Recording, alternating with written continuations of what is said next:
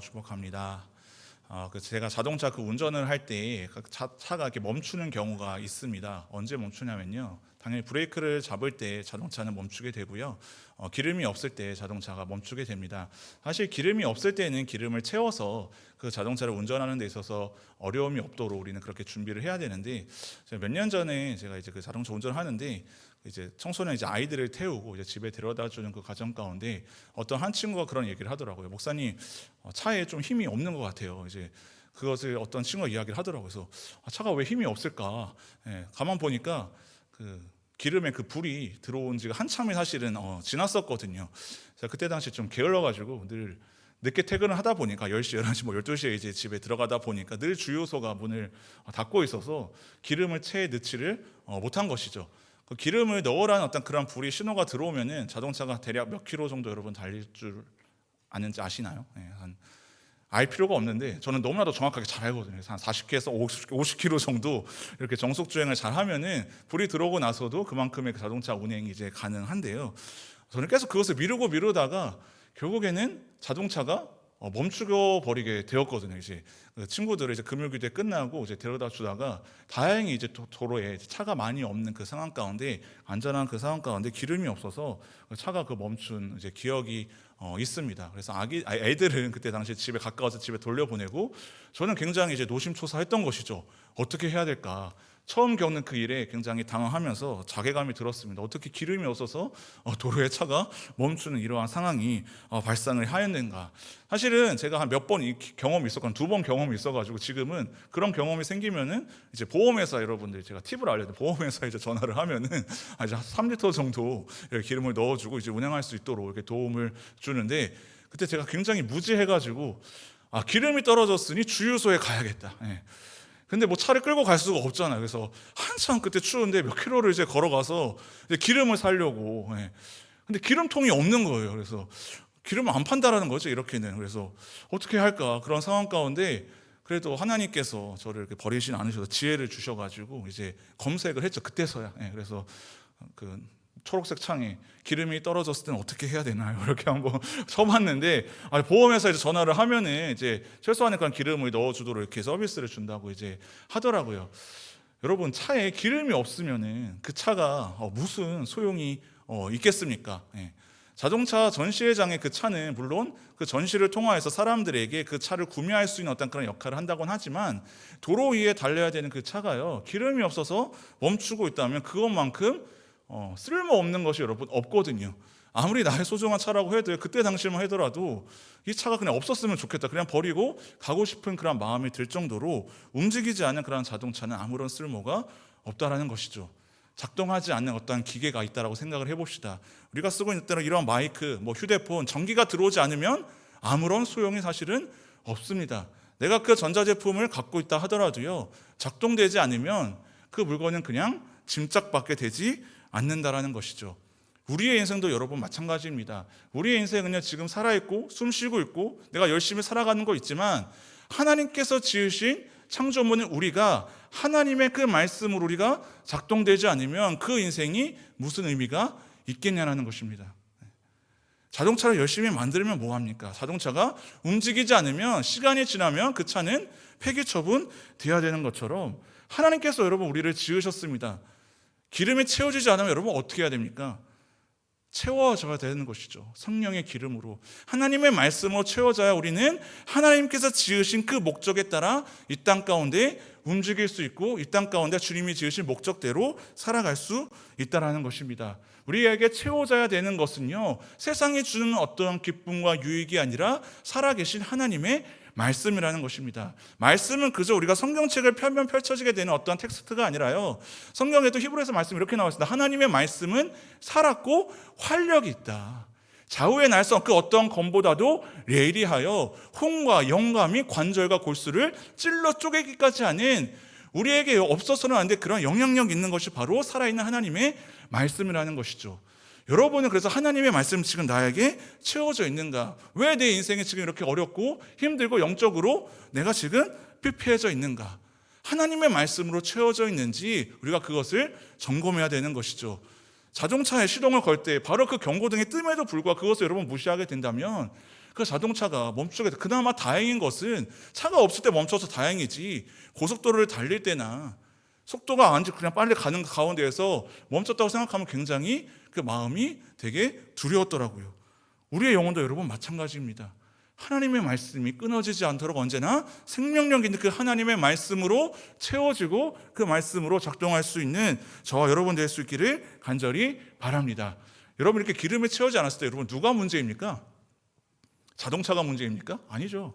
그 자동차를 제대로 관리하지 않고 미리 준비하지 않은, 기름을 준비하지 않은 저의 잘못인 것이죠. 내가 하나님의 그 말씀으로 작동되지 않는다라고 한다면 무엇이 여러분 문제이겠습니까? 하나님의 말씀이 문제입니까? 내가 문제입니까? 내가 문제라는 것이죠. 죄인인 우리는요, 무조건 다 문제일 수밖에 없습니다. 그래서 인간은요, 날마다 살아계신 하나님의 말씀으로 거듭나야 된다고 하는 거예요. 오늘 만나야 될 예수님이 아님이라면 우리는 단 한순간도 살 수가 없습니다.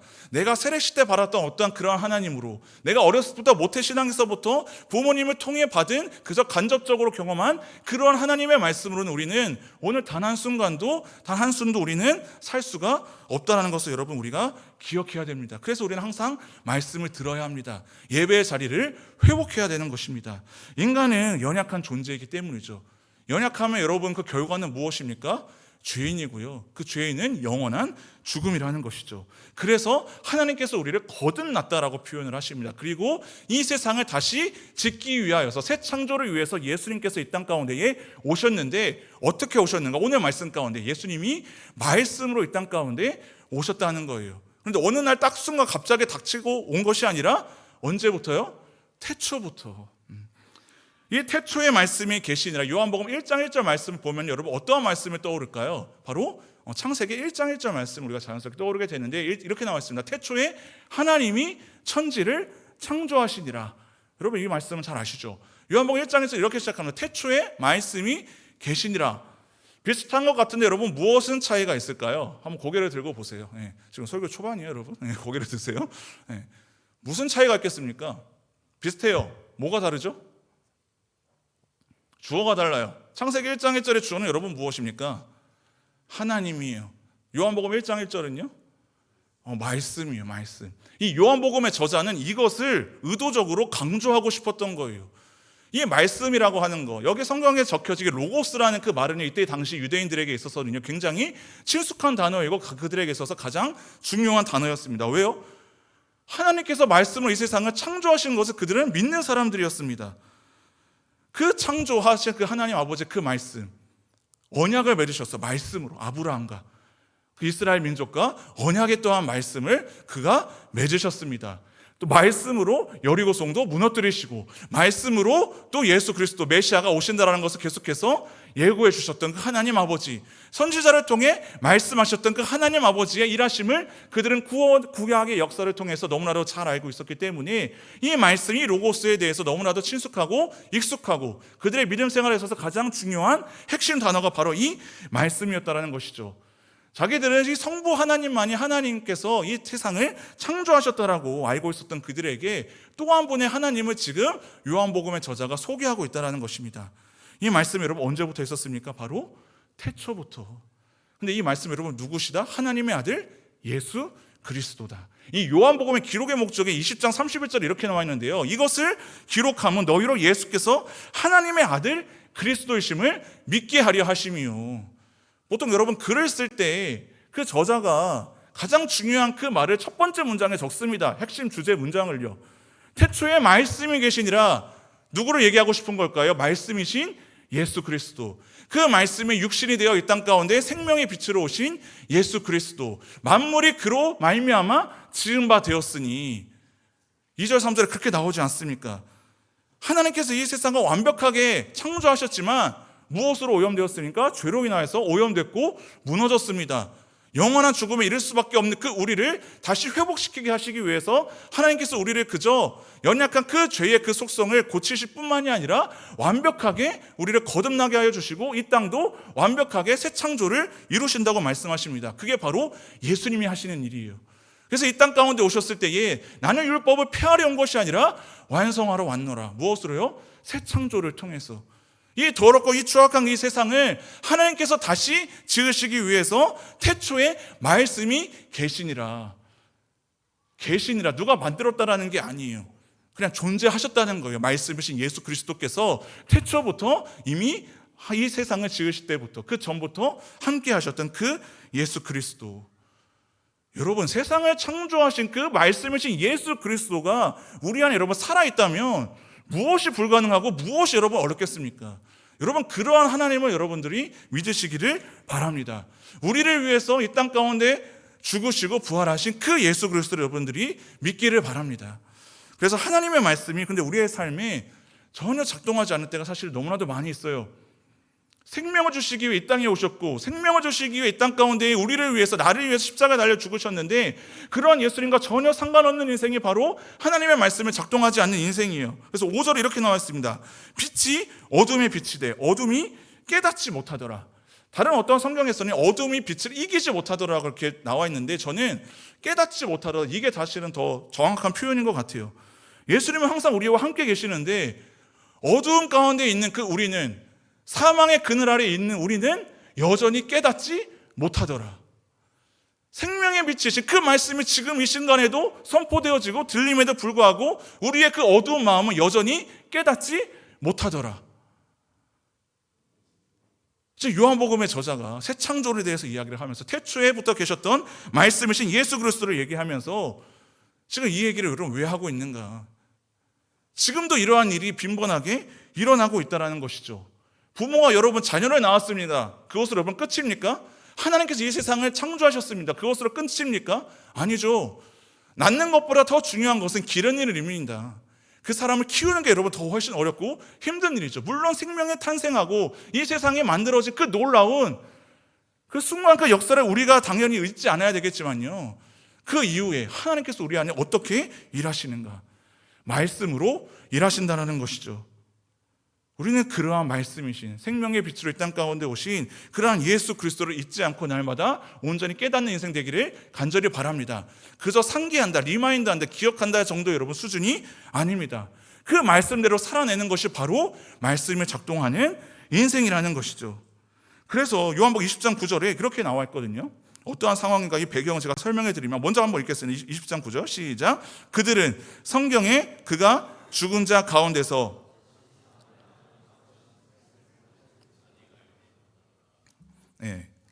이게 무슨 얘기일까요? 요한복음 21장까지 있는데 20장까지의 말미에 가서 아직도 하나님의 말씀을 기억하지 못하는 자들이 있어요.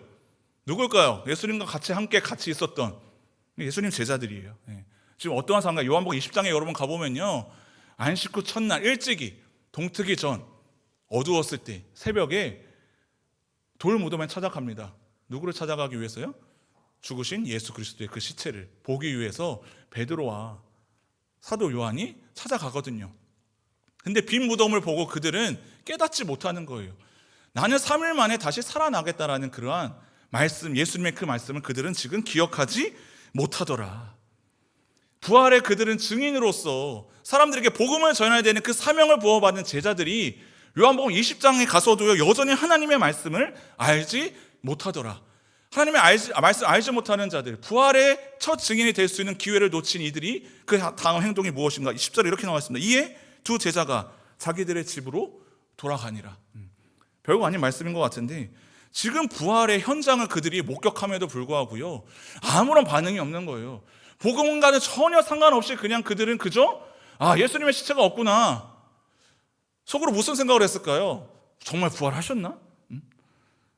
누가 가져간 거 아니야? 그리고 그냥 그들은 집에 그냥 돌아갑니다. 예수님의 말씀이 전혀 작동되지 않은 것이죠.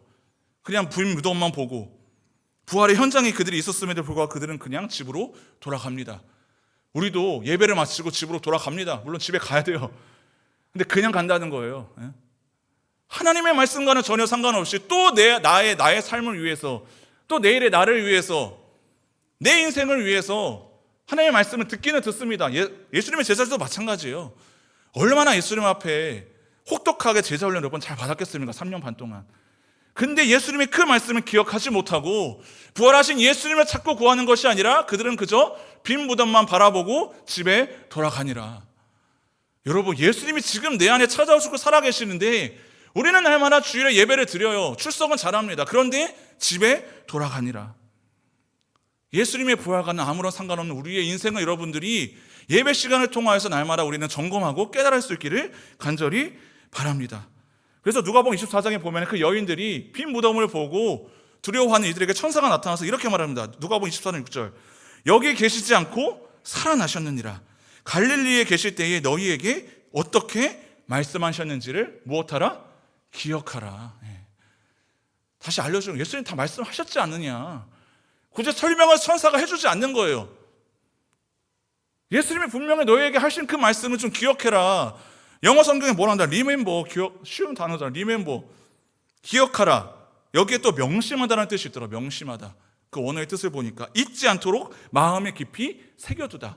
그냥 머릿속에 암송하고 암기하라는 말이 아니에요. 마음속에 새겨두지 않았던 거, 예수님의 그 말씀을. 세상을 구원하러 오신 그 하나님 아버지의 그 메시지를 그들은 그저 흘려들었더라. 기억하지 못하니까 부활의 그 날에도, 주일 아침에 여러분 이 시간입니다. 이 주일에도 하나님의 말씀에 작동되지 않는 그런 답답한 그런 인생으로 그들이 살았다라는 것이죠. 말씀을 마음에 깊이 새겨두지 않았기 때문에 말씀에 우리가 순종할 수 없는 겁니다. 말씀의 지식이 부족해서가 아니라요, 말씀의 배경이 없어서가 아니라요, 우리가 말씀을 제대로 못 들어서가 아니라 하나님의 말씀을 마음에 깊이 새겨두지 않으니 하나님의 말씀이 정작 필요할 때에 작동되지 않는 것이죠. 평소에 자동차에 점검을 하지 않고 기름을 채워놓지 않으니 언제 어디서라도 멈추는 것이 이상하지 않은 정도의 상황을 우리가 지금 살아가고 있다는 거예요. 처음 저의 그 이야기를 했을 때 여러분들 굉장히 저를 얼마나 멸시하는 눈빛으로 바라보셨습니까? 어떻게 기름, 손 들어봐요. 그런 사람이 있어요? 없을걸요? 저밖에 없어요. 전 2번이나 했어요. 뭐 자랑이 아닌데.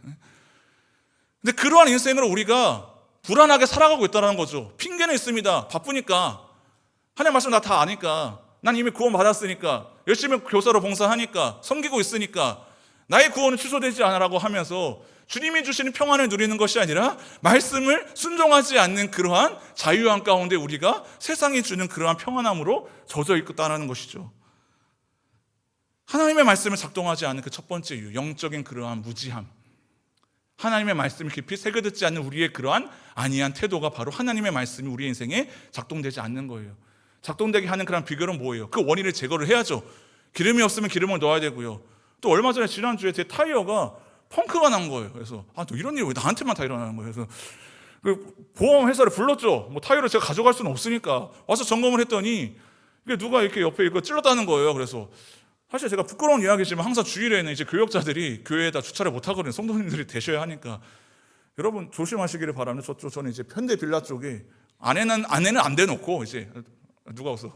거기 들어가면 안 되니까 이제 그 주택 안에는 안 대놓고 이제 그 도로에 그 이제 인도에 걸쳐가지고, 사실은 그렇게 하면 안 되는데 그렇게 했다가 뭐 떠나는 마당에 누가 이제 그거를 계속 보고서 이제 열이 받으셨는지 주민분이 한 분이 하셨는지 이렇게 시동을 켜니까 공기압이 떨어진 거예요. 그래서 뭐야 봤더니 이제 타이어가 이제 주저앉은 거죠. 그래서 어떡합니까? 이제 가가지고 이제 타이어를 교체하고 이제 두 짝 교체해가지고 60만 원. 진짜 너무 아까운데 불법 주차 안 하고 그냥 제대로 했으면은 행정복지센터에 됐으면 됐는데, 그런데 얼마나 어리석습니까? 말씀이 작동되지 않는 그런 두 번째 이유, 그 현실 앞에 무너지고 좌절하면 어떻게 되겠습니까? 그 차가 움직입니까? 되게 속상했어요. 너무 속상한 거예요. 근데 제가 거기서 타이어 붙들고 울면은 자동차가 여러분 움직입니까?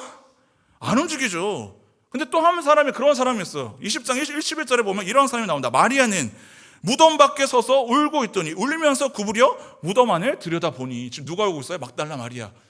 예수님과 함께했던 그도 제자 중에 한 명이었거든요. 제자들이 처음에는 빈 무덤을 발견하고 집으로 돌아갑니다.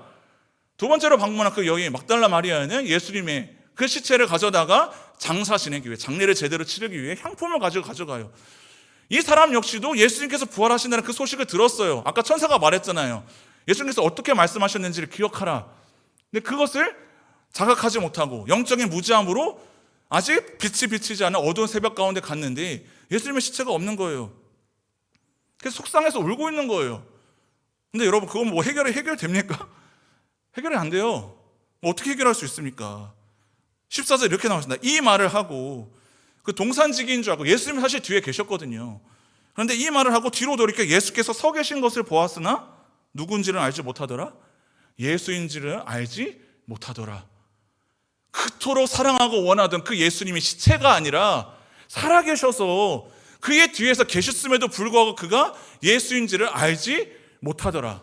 아직도 여전히 예수님께서 하신 그 말씀에 작동되지 않은, 부활에 대한 소망이 전혀 없는 슬피 울며 방황하는 자의 그 모습, 어리석죠. 우리들도 이래요, 여러분.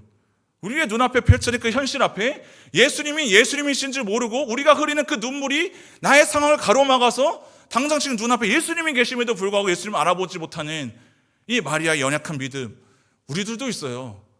예수님이 말씀하시는데 내 앞에 지금 예수님이 계시는데도 불구하고 다른 엉뚱한 것에 우리가 마음을 쏟고 있다는 것이죠. 예수님 시체 어디 갔지? 장사 지내야 되는데, 장례 치러야 되는데, 누구를 위해서요? 예수님 위해서? 아니요. 자기 자신의 마음을, 평안함을 위해서. 그래야 자기 마음이 조금이라도 위로가 될 것 같거든요. 근데 예수님이 살아계시는데 예수님이 말씀하시는 대로 불구하고 지금 예수님이 진줄 알지 못하더라.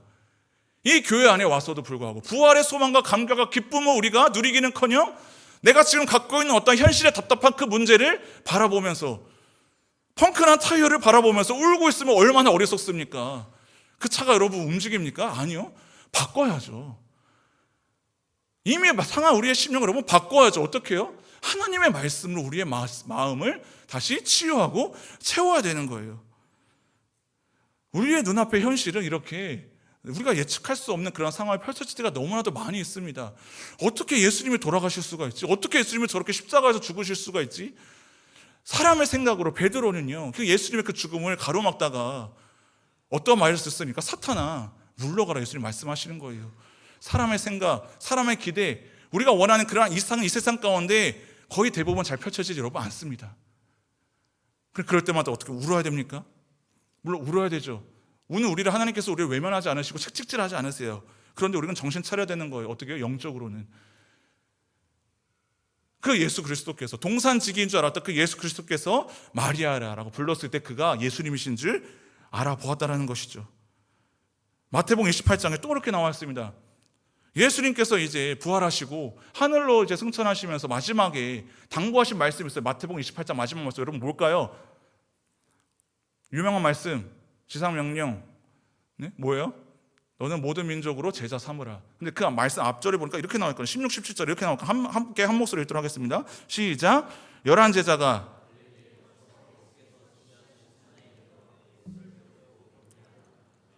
의심하는 사람들이 있더라. 말씀 잠깐 띄워주시겠어요? 예수를 배웠고 예수를 이제 만났어요. 부활하신 예수님이에요. 그래서 경배합니다. 와, 예수님이 살아나셨군요. 부활하신 예수님. 그분을 위해서 찬양하고 예배합니다. 그런데 아직도 어떤 사람들이 있더라? 의심하는 사람들이 있더라. 여러분 어떤 제자들입니까? 11제자. 믿음이 연약했던 어떤 다른 무리들이 아니라 예수님과 함께했던 11제자가 지금 부활하신 예수님을 만나고서도요, 아직도 의심하는 사람들이 있더라.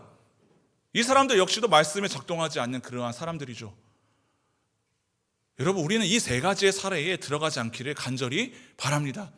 우리도 예수님을 배웠고 예수님을 경배합니다. 하나님을 위해서 예배한다고는 하지만 여전히 의심하는 자들이 이 가운데서 여러분 있을 수 있다라는 거예요. 저 역시도 마찬가지예요. 하나님의 말씀을 전한다고는 하지만 여전히 내 아픈 현실에 좌절하고 눈물 흘리면 앞을 제대로 바라보지 못하고 영적으로 어두워지거든요. 깨닫지 못하거든요. 빛이 비추었지만 어둠이 깨닫지 못하더라. 그러한 삶이 여러분 우리들에게 있지는 않았었는지. 차에 시동을 걸면요, 여러분 우리가 인지하지는 못하지만 그 수많은 그런 경고등에 뜰 수 있는 어떤 그런 계기판이 있거든요. 사실 안 뜨는 게 아니라 이미 지금 다 멀쩡하니까 차량 상태가. 그런데 문제가 생기면 그게 다 뜨게 되거든요, 경고등이. 그거 무시하고 운전하면 여러분 어떻게 됩니까? 난 작동하는 것 같아, 잘 가는 것 같아. 그러다가 큰 사고가 일어나게 되는 것이죠. 방심했다가 기름 이 정도 있으면 더 어느 정도 할 수 있겠지. 자기 경험에 비추어서 계속 미루다가 타이어 이 정도면 괜찮겠지. 운전하면 어떻게 되겠습니까? 그것을 항상 점검하는 게 바로 여러분 우리가 말씀을 통해서 우리의 삶을 비춰보는 거예요. 하나님께서 우리를 완벽하게 지으셨지만 무엇으로 인하여서 연약해졌어요? 죄로 인하여서 우리가 날마다 쓰러지고 무너지기 때문에 말씀을 통해 우리의 삶을 비춰보는 것이죠. 내가 하나님 앞에 나의 삶을 가로막는 것이 무엇이 있을까? 어떠한 죄가 있을까? 내가 지금 어떠한 말씀에 순종하지 못하는 것일까? 내가 지금 어떠한 말씀을 외면하고 있는 것일까? 내가 지금 어떠한 말씀을 내가 지금 흘려듣고 있는 것일까? 그래서 우리는 하나님 앞에 나와서 우리와 함께하여 주시는, 태초부터 계셨던 그 예수 그리스도와 함께 이 말씀을 우리가 듣고 이 말씀에 우리가 반응하고 이 말씀에 순종하고 우리가 살아가는 그 인생이 될 때에 하나님께서 우리를 이 땅에 지으신 그 목적대로 우리가 이 땅 가운데 살아갈 수 있다라는 것입니다. 여러분이 만약에 자동차라고 한다면, 비유를 들어 자동차라고, 여러분들은 그냥 안에만 그냥 있고 싶습니까? 고철로요? 달려야 되잖아요. 이 땅 가운데 하나님께서 보내신 사명이 있거든요. 목적이 있거든요. 하나님께서는 우리의 생존을 위해서 이 땅 가운데 오신 것이 아니라 우리에게 생명을 주시는 거예요. 우리의 이 생명을 통해 또 다른 생명을 낳게 하시거든요. 내가 받은 그 복음, 내가 받았던 그 예수님의 그 말씀을 듣고, 마리아는 이 하나님 예수님 만나 어디로 가는지 아십니까? 두 제자들은 집으로 가요. 빈 무덤을 바라보고. 근데 예수님을 바라보니 막달라 마리아는 부활의 첫 증인이 되어서 제자들에게 가요. 이 부활의 첫 기쁨, 좋은 소식을 그가 전하러 간다라는 것이죠. 이게 여러분 말씀에 작동하는 인생이에요. 또 세상 가운데 나아가서 나를 위한 여러분 삶을 살지 마시고, 내가 받은 그 부활의 감격과 그 기쁜 좋은 소식, 복음을 여러분 전해야 되는 거예요. 복음을 전하지 않는 자들이요, 지하철에서 예수 천당 불신족하는 그런 사람들 욕할 자격이 여러분 없어요. 물론 인간적인 잣대와 기준으로는 굉장히 지혜롭지 못한 모습으로, 부끄러운 모습으로 보여줄 수는 있어요. 그런데 여러분, 우리가 하나님의 말씀에 복음에 작동되지 않는 인생은 그렇게 사시는 그런 분의 인생만도 여러분 못한 인생들입니다. 우리가 그렇게 비난하고 정죄하는 그런 사람들의 그 복음을 전해서요. 여러분 그 말씀을 듣고도요, 물론 민폐죠, 괴롭죠. 근데 여러분 그렇게 전한 그 복음을 듣고도 구원받는 사람들이 있어요. 전도지 전하는 그 한 장 받고도요, 주님 앞에 돌아오는 자들이 있고요, 말도 안 되는 그런 전도를 통하여서 주님께서 살리시는 영혼들이 있거든요. 그 사람들이 하는 것이 아니라 하나님이 하시기 때문에, 우리는 전혀 하나님의 말씀과 작동되지 않는 그런 인생을 살면서 그 누구가 우리를 정죄할 수 있겠습니까? 그 누가.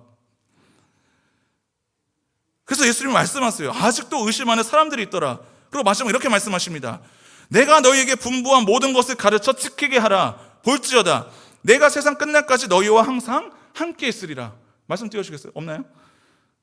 28절 맞아요. 내가 너희에게 분부한 모든 것을 가르쳐 지키게 하라. 저는 이게 핵심 말씀인 줄 알았거든요. 모든 민족을 제자 삼아. 그래서 제자 훈련 해야지. 나의 제자가 아니라 예수님의 제자 만들어야지. 그런데 마지막 말씀이 이거예요. 내가 세상 끝날까지 너희와 항상 함께 있으리라. 이거 말씀하시려는 거예요. 내가 세상 끝날까지 너희와 항상 함께 있으리라. 언제부터 계셨던 예수님이요? 태초부터. 태초에 말씀이 계시니라. 태초에 하나님의 천지를 창조하시니라. 성부 하나님과 성자 예수님, 성령 하나님께서 우리와 태초부터 함께 계셨는데, 내가 세상 끝날까지 우리와 지금 함께 하시리라. 내가 하겠다. 너희는 그저 나와 함께 동행해라. 우리에게 거대한 어떠한 사명과 축제를 주시기 위해서 우리에게 이러한 말씀을 하신 것이 아니라, 눈 뜨세요. 그런 말씀을 하신 것이 아니라, 내가 너희와 세상 끝날까지, 눈 뜨세요. 영적으로 깨어 있어야죠. 이 자리에 왜 앉아 있는 겁니까? 마지막 설교예요. 마지막 설교라고 해서 잘 기우기라는 게 아니라, 영적으로 잠자고 말씀에 작동되지 않는 그런 인생이 주님 앞에 지금 예배 자리에 앉아 있는데 눈 뜨세요. 무슨 소용입니까? 양우영 목사 개인의 말로 여러분 듣지 마십시오. 저는 여러분들한테 위로를 해주기 이 자리에 서지 않습니다. 여러분들에게 그저 그런 어떠한 설교를 전하기 위해서 단 한순간도 이 자리에 서본 적이 없어요. 생명을 살리기 위해서 이 땅 가운데 하나님께서 부족하지만 이런 양우영이라도 사용하셔가지고 옐론 청년부에 죽어가는 그 영혼들이 하나님의 말씀을 듣도록 하기 위해서, 때로는 저도 채찍질하시고 때로는 저도 주님께서 다듬으셔서 주님께서 사용하신다라고 하는데, 어찌 우리가 하나님 앞에 예배에 나와서 언제까지 작동되지 않는 그런 말씀만 그냥 가지고, 그런 어설픈 그런 하나님의 말씀을 여러분 알고 있는 것으로다가 이 세상 가운데 살아가겠다라고 말하는 겁니까? 말씀 조금 아는 거 가지고 누가 어떻다라고, 누가 판단하고 누가 정죄할 수 있겠냐라는 거예요. 아직도 여전히 살아계신 하나님의 말씀을 만나지 못한 자들이라고 한다면 그러한 인생으로 계속해서 살아가는 거예요. 언제까지 우리가 그저 말씀, 그냥 흘러가는 그 말씀으로, 세상 끝날까지 우리와 함께 가신다고 한 예수님인데, 태초부터 말씀으로 우리와 함께 계신다고 하는데, 여러분 그 말씀대로 상관 있는 삶을 살고 있습니까? 진정 여러분 회개해 보신 적 있습니까? 말씀을 붙들고 여러분 기도해 보신 적 있어요? 정말 저 영혼이 하나님 말씀 아니면 살 수 없을 것 같은 그런 간절한 그 믿음의 고백으로 그 영혼을 위해서 여러분 기도해 본 적 있어요? 판단은 쉽게 하죠.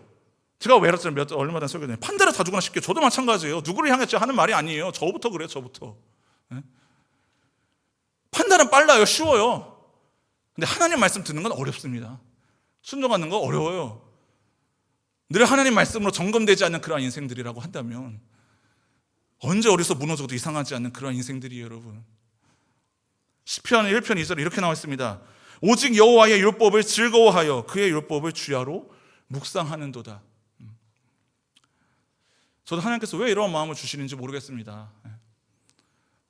누가 마지막에 이렇게 설교하고 싶을까? 축복해주는 말씀 해주고 싶고, 여러분 듣기 좋은 말 저도 해주고 싶어요. 근데 저는 하나님 앞에서 그럴 수 없어요. 오직 여호와의 율법을 즐거워하여. 여러분 율법을 즐거워해 보신 적 있습니까? 그의 율법을 주야로 묵상하는 조라, 주야로 밤낮으로 해보신 적 있습니까? 정죄하는 게 아닙니다. 자책하는 게 아니에요. 이러한 경험이 없다면 우리도 여전히 작동되지 않았던 그 말씀 가지고는 도저히 여러분 살아갈 수가 없다는 것이죠. 태초부터 세상 끝날까지 우리와 함께 해주시는 그 예수님 바라보는 사는 기쁨이 여러분 가운데 있기를 간절히 바랍니다. 율법을 즐거워하여 하나님의 말씀을 밤낮으로 묵상하는 그러한 인생들 여러분 될 수 있기를 간절히 바랍니다. 이 시간 하나님 앞에 말씀 앞에서 찬양하고 여러분 기도하기를 원하는데요, 하나님 말씀과 여러분 관계된 삶을 사십시오. 말씀 그냥 많이 읽으라는 그런 잔소리 아닙니다.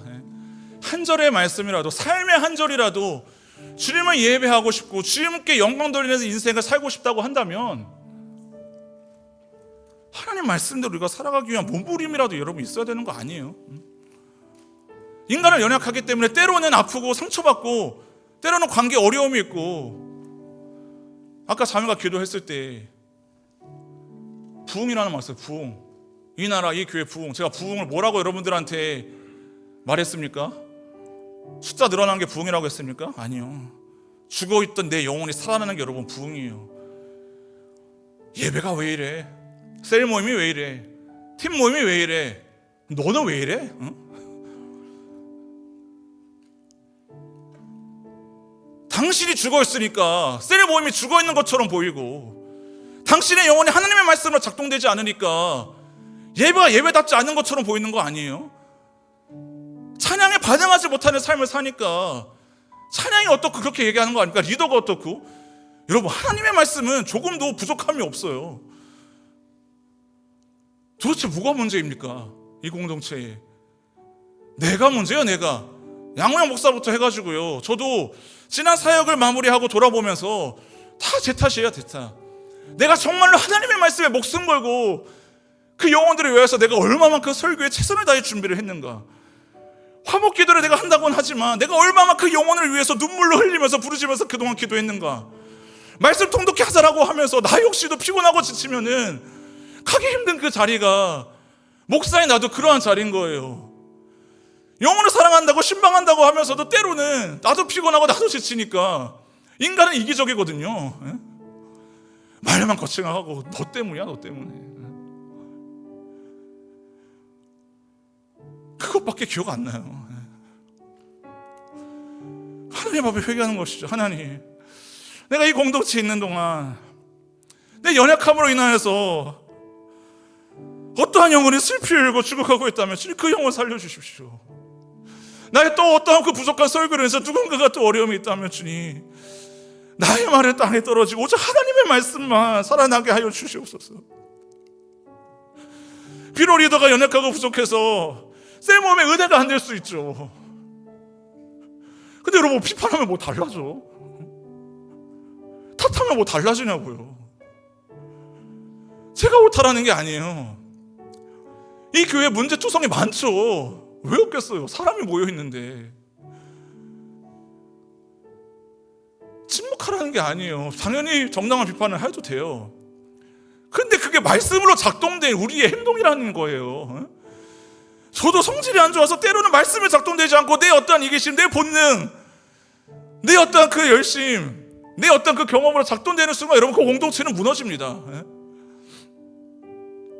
순간 정신 못 차리면 제자들도 여전히 의심하더라. 여전히 의심해. 여전히 하나님이 태초부터 우리한테 계셨는데 우리가 그러한 인생들 살지 않게 되기를 바라고요. 그런 부족한 종을 여러분들이 기도해 주시기를 바라고, 그 영혼들을 사랑하는 마음이 공동체를 여러분들이 영적으로 깨워서 기도하기를 바랍니다. 찬양하겠습니다.